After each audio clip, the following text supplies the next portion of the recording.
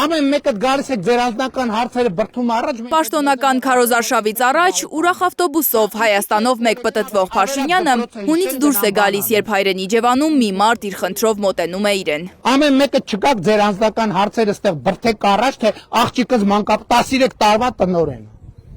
13 տարվա տնօրենի համար պապան գալիս է բան անի, միշտորդի վարչապետին։ Էս ուր ենք հասել արա։ Իջևանցի տղամարդն ընդամենը ուզում էր վարչապետին ահազանգել, որ իր աղջիկը ենթադրյալ քաղաքական հովանավորչության զոհ է դարձել։ Ուզում էր վարչապետին պատմել, որ իր աղջիկը Գանձաքարի մանկապարտեզի տնօրենի պաշտոնի համար քննություն է հանձնել, բայց նախապատվությունը տվել են նրան, ով բարեկամական կապեր ունի Տավուշի մարզպետ Հայկ Ղալումյանի հետ։ Մանկապարտեզի տնօրենի պապան գալիս է վարչապետին ասում է, որ իմ աղջկան գործ չնշանակեք արգելում եմ, որտեվ եթե մանկապարտեզի տնօրենը հացում մարդը 13 տարեկան իր պապան պիտի գա իր համար խոսել, ուրեմն ինքը այնքան է բորբոքվում Փաշինյանը, որ տեղում հրահանգ է իջեցնում, ոչ մի դեպքում աղջկան մանկապարտեզի տնօրեն չնշանակել։ Ասում եմ չլնեմ չիմանամ, որևէ պարագայում արգելում եմ,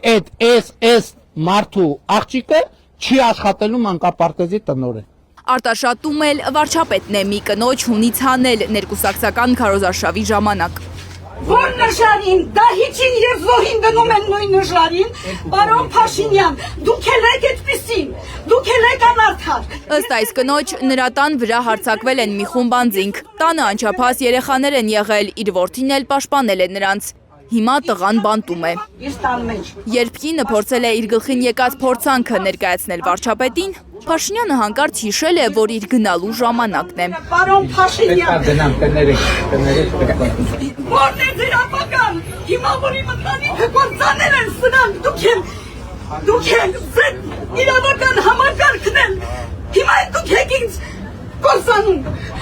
Ամբողջ օրը 3 միլիոն վարչապետներին վիրտուալ սրտիկներ ուղարկող, սոցիալական էջերում սիրո խոստովանություններ անող Փաշինյանը ինչու է իրական կյանքում կոտրում մարդկանց սրտերը, երբ նրանք ուզում են սրտաբաց զրույց ունենալ իր հետ։ Եթե մարդկանց հոգուն հասավ, իր սրտիկ ծաղիկցիտիկն էլ իրան չի փրկելու։ Փողոցով գնան, շուտ մարդկանց հանդիպեն, կամ ասենք թե դիմացից մարդիկ գալիս են գիտեն, որ վարչապետը ոչ չի կամնում։ Ամենավերջին տականքությունը, կներեք էլ ես գիտությունների թեկնածու եմ, բայց չեմ ուզում եմ իրենց անուններով կոչեմ։ Սրտիկները անում, ինքը իբր սիրտ ունի մնաց սրտիկները անում, աղջիկ ջան, չի կարելի։ Այ Ղարաբաղը հիշեցեք ու նրա սրտիկները իր գլխով կպչի։ Վարչապետը լրիվ իր աշխատանքը թողել է, անձնակազմին հավաքել է, ավելի լուրջ աշխատանքները թողած, փողոցներով ընկել, պերաշկի ուտելով ման անգալ է։ Ինքը իրավունքեր չունի, այս մաքրոթը շնչի, այս լավ քաղաքի, այս հրաշալի երկրի օդը շնչի։ Երևանում մարդկանց նյարդերը տեղի են տվել, հատկապես երբ տեսել են, թե ինչպես է Հայաստանի վարչապետը ավտոբուսում նստած կարկանդակ ու եգիպտացորեն ուտում, երբ հարևան Իրանում պատերազմ է։ Ինչքան ուզում է թող ուտի, թող մենակ պերաշկի փող ունենա, որ 10,000-ը տվեց հետնել ասեց, ասում է, ինչ պիտի անեն այդքանը, ոնց պիտի ուտեն։ Թող գա մեր տուն, ես կասեմ, թե ոնց եմ ուտում։ Աշնորհություն ան դա։ Մեր երկրին պատիվ չի բերում։ Մարդիկ կան ասում մեզ նման աբա։ Չէ, ոչ, մեր երկրին պատիվ չի բերում դա։ Ղեկավարը պետք չէ որ այդքան հասարակ լինի։ Այդ ամենը ես դա կասեմ եւ պերաշկի ուտելու, եւ նարդի խաղալու, եւ հեծանիվի, որքան որ բոլորն էլ անհրաժեշտ են մարդու համար։ Այդ ամակարդակը ինչ ասես, անգրագետ մարդ է, համալսարան էլ չկայացավ, հերակա է ավարտե, չգիտեմ, ավարտելա թե չի ավարտել։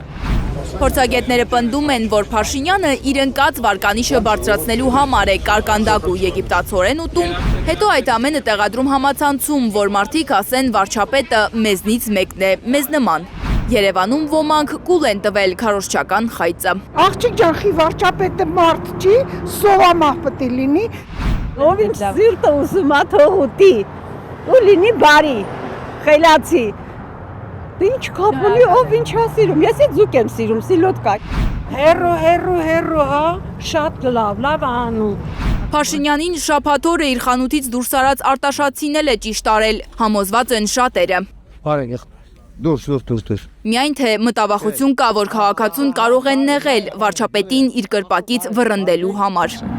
Իրավապաշտպան Սերգեյ Հարությունյանը վստահեցնում է, եթե նման բան լինի, ինքն ու իր գործընկերները կպաշտպանեն այդ քաղաքացու իրավունքները։ Մենք ունենք մտավախություն, որ նախկին դեպքերի